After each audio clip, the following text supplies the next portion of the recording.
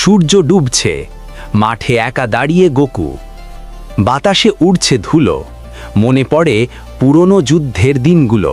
পাহাড়ের চূড়ায় দাঁড়িয়ে ভেজিটা, চোখে গর্ব, মনে অদম্য প্রতিজ্ঞা। আজও সে রাজপুত্র, একসময় তারা ছিল প্রতিদ্বন্দ্বী। দুজনেই শিখেছিল শক্তি শুধু জয়ের নয়, ত্যাগেরও। গোকু পড়ে আছে, মুখে রক্ত, কিন্তু হাসছে। ভেজিটা তাকিয়ে আছে নীরবে, সম্মান লুকিয়ে আছে চোখে। অতীতের ছায়া পেরিয়ে তারা বদলে গেছে।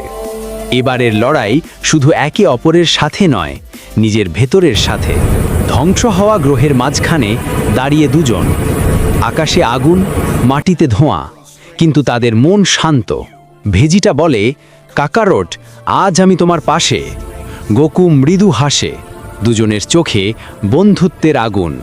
তারা শক্তি জোগাড় করছে, মাটি কেঁপে উঠছে, আকাশে নীল আর রূপালী আলো মিশে যাচ্ছে একসাথে।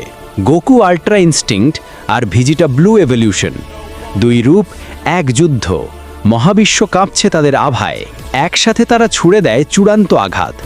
আলো আর বজ্রের শব্দে কেঁপে ওঠে পুরো আকাশ। ধোঁয়ার মধ্যে পড়ে আছে দুইজন যোদ্ধা, কিন্তু মুখে আছে শান্তির হাসি। শেষে তারা জিতেছে নিজেরাই। সূর্য উঠছে ধীরে, আলো পড়ছে তাদের মুখে। ভেজিটা চুপচাপ। গোকু বলে, ভালো লড়েছ বন্ধু।